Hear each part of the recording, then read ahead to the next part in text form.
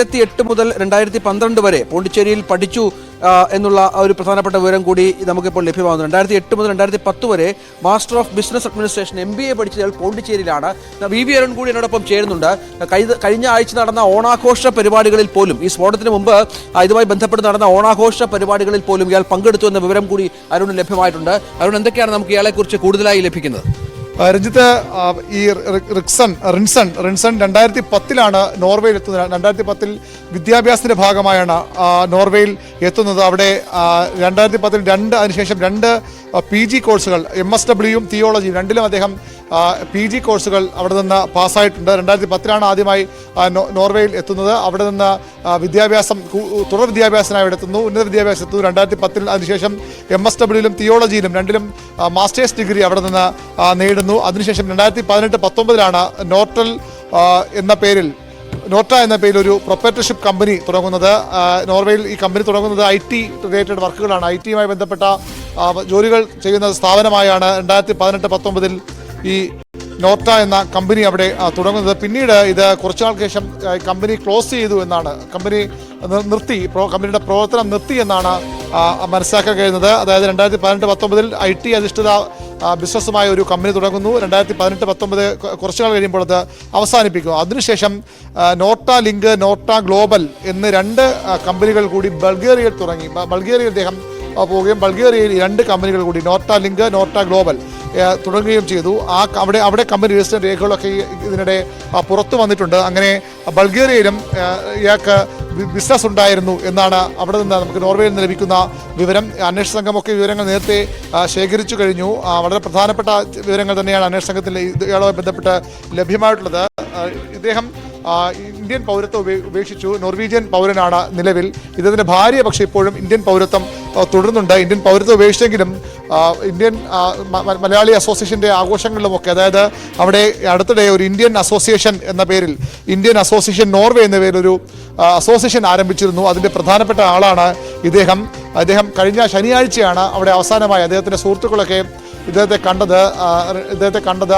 അന്ന് ഈ ഓണാഘോഷ പരിപാടിയിൽ പങ്കെടുക്കുകയും അവിടെ ഈ യോഗത്തെ അഭിസംബോധന സംസാരിക്കുകയും ചെയ്തിരുന്നു. അതിനുശേഷം അദ്ദേഹത്തെ സുഹൃത്തുക്കൾ കണ്ടിട്ടില്ല. ഈ സ്ഫോടന പരമ്പരയ്ക്ക് ശേഷം അദ്ദേഹത്തെ ആരും കണ്ടിട്ടില്ല. അദ്ദേഹത്തിൻ്റെ ചില ബന്ധുക്കൾ UK-യിലൊക്കെ ഉണ്ട്, അമേരിക്കയിലുമുണ്ട്. ബന്ധുക്കൾക്ക് ലഭിച്ചിരിക്കുന്ന വിവരം ഇദ്ദേഹം ഇപ്പോൾ US-ൽ പോയി എന്നുള്ളതാണ്. US-ലേക്ക് പോകുമെന്ന് നേരത്തെ തന്നെ സുഹൃത്തുക്കളോടും പറഞ്ഞിരുന്നു.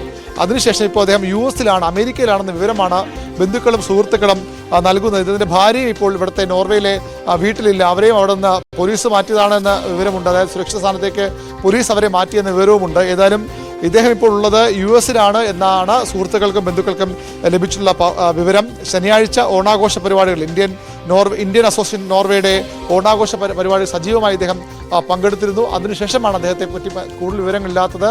ഇതിനിടയിൽ US-ലേക്ക് പോകുമെന്ന സൂചനകളും സുഹൃത്തുക്കൾക്ക് നൽകിയിരുന്നു. ഇപ്പോൾ ബന്ധുക്കളും ഇതിൻ്റെ ഒരു സഹോദരൻ UK-യിലുണ്ട്. അവരുമൊക്കെ പറയുന്നത് ഇദ്ദേഹം US-ലേക്ക് പോയിരിക്കാം എന്നുള്ളത് തന്നെയാണ്. അത്തരം വിവരങ്ങളാണ് ഇപ്പോൾ നമുക്ക് ഇതുമായി ബന്ധപ്പെട്ട് ലഭ്യമായിരിക്കുന്നത്.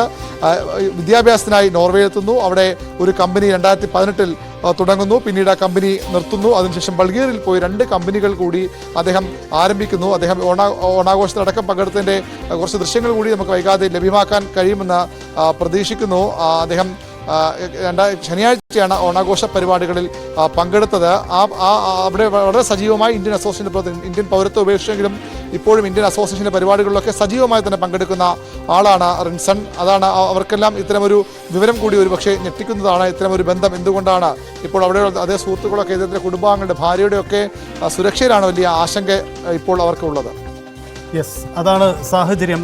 കേണൽ ഡിന്നി നമുക്കൊപ്പം തുടരുന്നുണ്ട്. കേണൽ ഡിന്നി, ഈ റിൻസൺ ജോസിൻ്റെ ഇടപാടുകൾ എന്ത് എന്നതാണ് നമ്മൾ പരിശോധിച്ച് വരുന്നത്. അതിലാണിപ്പോൾ അദ്ദേഹം അവിടുത്തെ മലയാളി അസോസിയേഷൻ്റെ പരിപാടിയിലും ഓണാഘോഷത്തിലുമൊക്കെ പങ്കെടുത്ത വ്യക്തിയാണ്.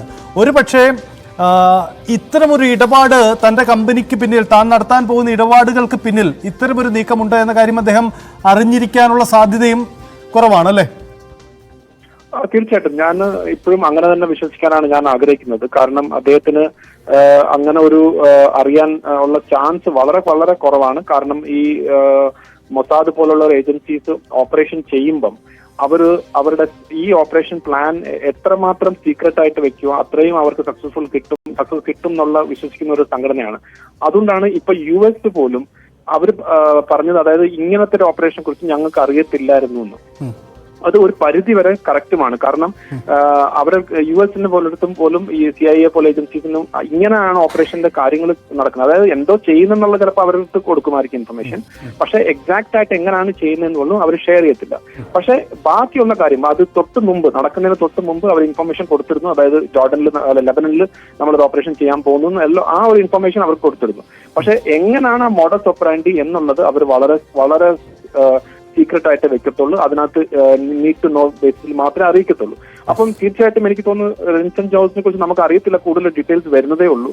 പക്ഷെ ഇപ്പോഴത്തെ കിട്ടിയ ഇൻപുട്സ് വെച്ച് അദ്ദേഹത്തിന് ഇതിനകത്ത് ഈ ഇങ്ങനത്തെ ഒരു ഓപ്പറേഷന്റെ ഭാഗമായിരുന്നു എന്ന് അദ്ദേഹത്തിന് അറിയാമെന്നുള്ള കാര്യം എനിക്ക് സംശയമാണ്. കാരണം അങ്ങനല്ല അവരുടെ രീതി. കാരണം അത് ഇത്രയും പേർക്ക് അറിയുകയാണെങ്കിൽ ഈ ഓപ്പറേഷൻ ഒരിക്കലും സക്സസ്ഫുൾ ആവാൻ പോകുന്നില്ല. അപ്പം ഡെഫിനറ്റ്ലി നമുക്ക് കുറച്ചും കൂടെ വെയിറ്റ് ചെയ്തിട്ട് മാത്രമേ ഇതിന്റെ കുറച്ചും കൂടെ ഡീറ്റെയിൽസ് ആയിട്ട് നമുക്ക് പറയാൻ സാധിക്കും. പക്ഷെ as of now Rinson Jose എന്നുള്ള വ്യക്തി ഇങ്ങനെ ഓപ്പറേഷന് അറിയാൻ സാധ്യത വളരെ വളരെ വളരെ കുറവാണെന്ന് തന്നെ നമ്മൾ വിശ്വസിക്കേണ്ടിയിരിക്കുന്നു. യെസ് രഞ്ജിത്ത്, അരുണ്, ഒരു പ്രധാനപ്പെട്ട കാര്യം, ഈ റിൻസൺ ജോസിന്റെ നീക്കങ്ങളുമായി ബന്ധപ്പെട്ട് നമുക്ക് ലഭ്യമാവുന്ന വിവരം വെച്ച് അദ്ദേഹം ഇന്ത്യൻ പൗരത്വമുള്ള വ്യക്തി അല്ലെങ്കിൽ കൂടിയും മലയാളി അസോസിയേഷനുമായും ഓണാഘോഷവുമായൊക്കെ ബന്ധപ്പെട്ട് അവിടെ വളരെ സജീവമായി നിൽക്കുന്ന വ്യക്തിയാണ്.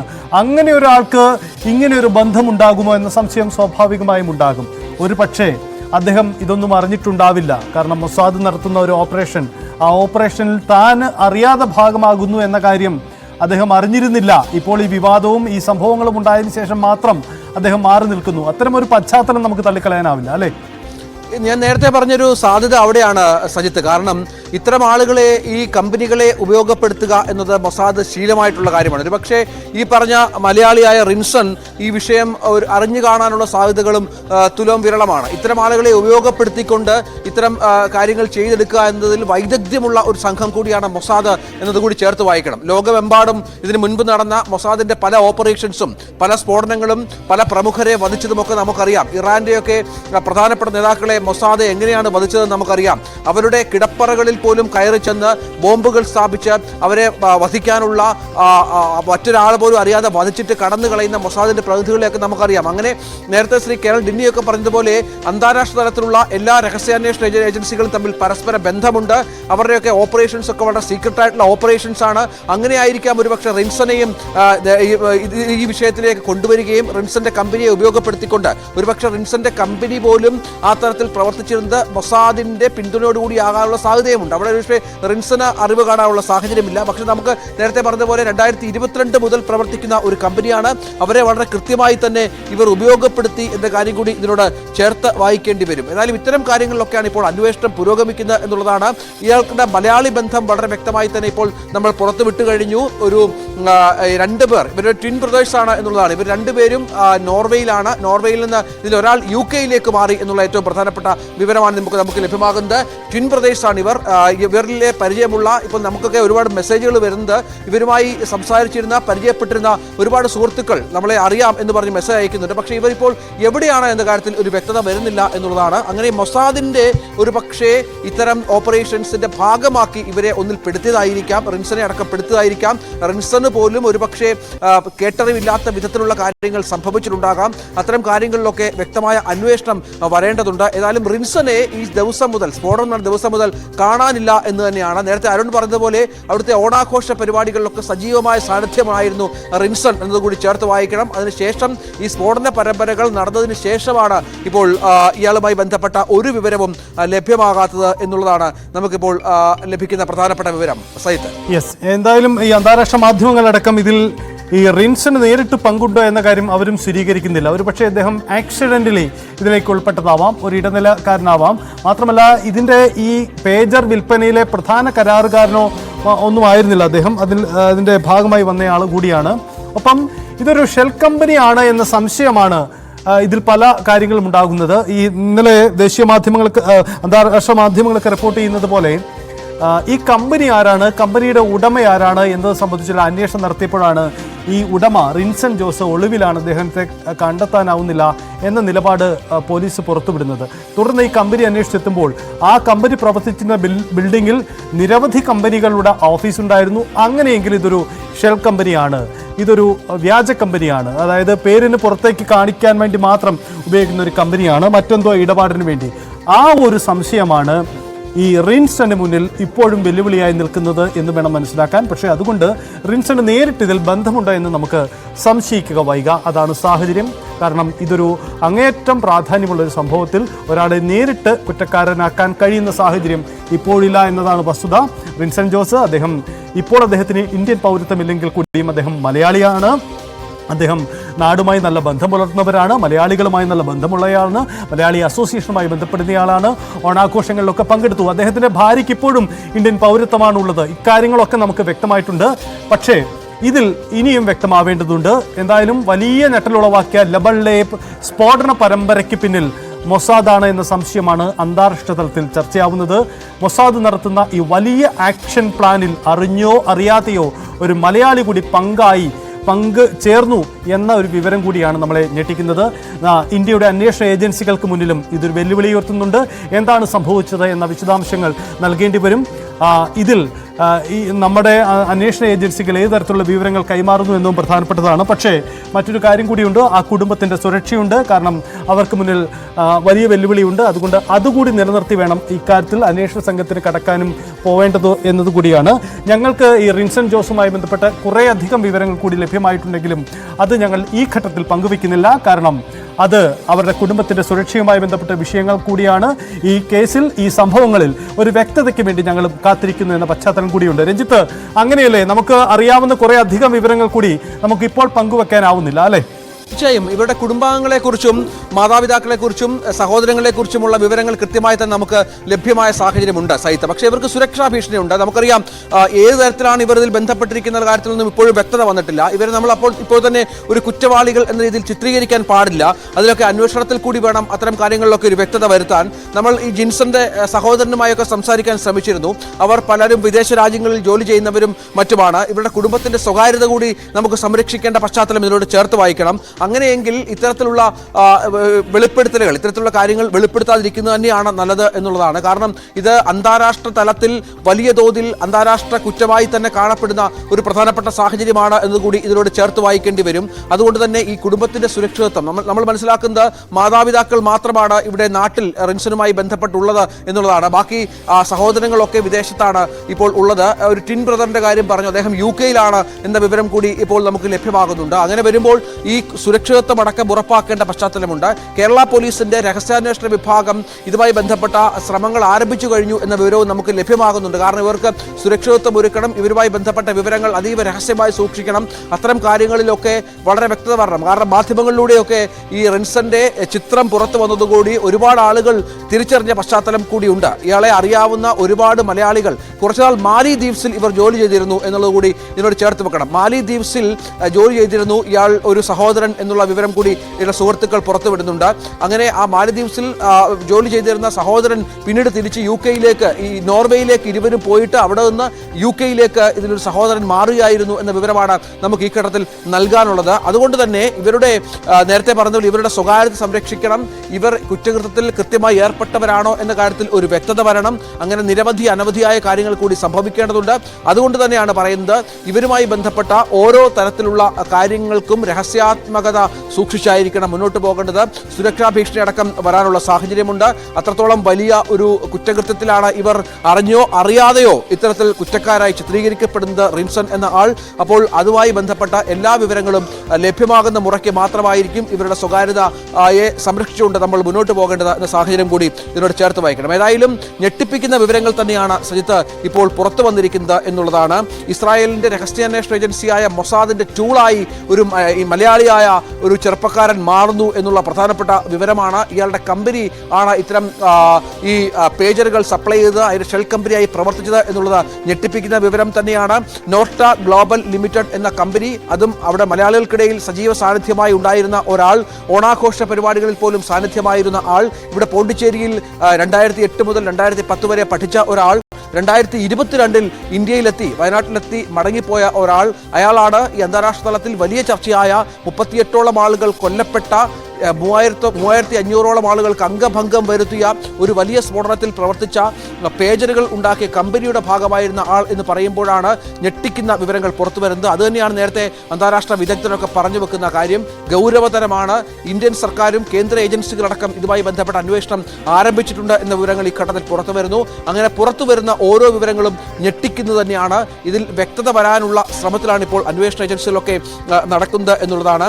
ഇതിന്റെ ഇടനിലക്കാരായി, അതായത് ഈ ഹംഗറി ആസ്ഥാനമായി പ്രവർത്തിക്കുന്ന ഷെൽ കമ്പനിയായ BSC കൺസൾട്ടിംഗ് ഇടനിലക്കാരായി പ്രവർത്തിച്ചാണ് പേജറുകൾ ഹിസ്ബുള്ളയ്ക്ക് കൈമാറുന്നത് എന്ന വിവരമാണ് വന്നത്. ഈ BSC കൺസൾട്ടിംഗ് എന്ന സ്ഥാപനം പേജറുകൾ കൈമാറുന്നതിന് ഇടനിലക്കാരായാണ് ഇടപാടിൽ ഏർപ്പെട്ടത്. ഈ കമ്പനിക്ക് ഓഫീസ് ഉണ്ടായിരുന്നില്ല. അവിടെയാണ് ഈ നോർട്ട ഗ്ലോബൽ ലിമിറ്റഡ് എന്ന കമ്പനിയുടെ പേര് പ്രസക്തമാവുകയും ഈ ഹിസ്ബുള്ളയ്ക്ക് പേജറുകൾ കൈമാറിയ പശ്ചാത്തലത്തിൽ ചർച്ചകൾ നടക്കുകയും ചെയ്യുന്നത്. 2022 നോർട്ട ഗ്ലോബൽ സ്ഥാപിതമാകുന്നു. സോഫിയ, ബൾഗേറിയൻ തലസ്ഥാനമായ സോഫിയ ആസ്ഥാനമായി ഈ കമ്പനി രജിസ്റ്റർ ചെയ്യപ്പെടുന്നു, അവിടെ പ്രവർത്തിക്കുന്നു.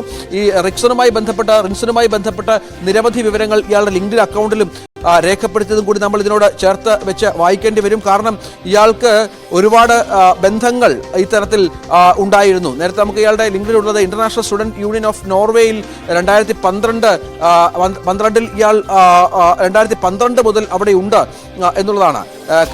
അവിടെയുള്ള നിരവധി സോഷ്യൽ സർവീസ് സംഘടനകളുടെ ഭാഗമായി ഇയാൾ പ്രവർത്തിച്ചിട്ടുണ്ട് എന്ന കാര്യം കൂടി ഇതിനോട് ചേർത്ത് വായിക്കണം. നേരത്തെ നമുക്കറിയാം 2013 വരെ ഇയാളുടെ സഹോദരൻ മാലിദ്വീപ്സിൽ ഉണ്ടായിരുന്നു. 2013 ശേഷമാണ് ഇവർ നേരെ നോർവേയിലേക്ക് രണ്ടുപേരും കൂടി പോയത് എന്നാണ് നമുക്ക് അയാളുടെ ഒരു സുഹൃത്ത് വഴി അറിയാൻ കഴിഞ്ഞത് എന്നതുകൂടി ഇതിനോട് ചേർത്ത് വെക്കണം. അങ്ങനെ ഓരോ തലത്തിലും ഏറെ നിർണായകമായ വിവരങ്ങൾ പുറത്തു വരുമ്പോൾ ഇയാൾക്കുള്ള ഈ മൊസാദുമായി ബന്ധം ഏതെങ്കിലും തരത്തിലുണ്ടോ എന്നതിൽ വ്യക്തത വരേണ്ട സാഹചര്യം കൂടിയുണ്ട്. ഏതായാലും എല്ലാ മേഖലയിലും കഴിവ് ഉള്ള ഒരാൾ എന്ന തരത്തിൽ തന്നെയാണ് ഇയാൾ അറിയപ്പെടുന്നത്.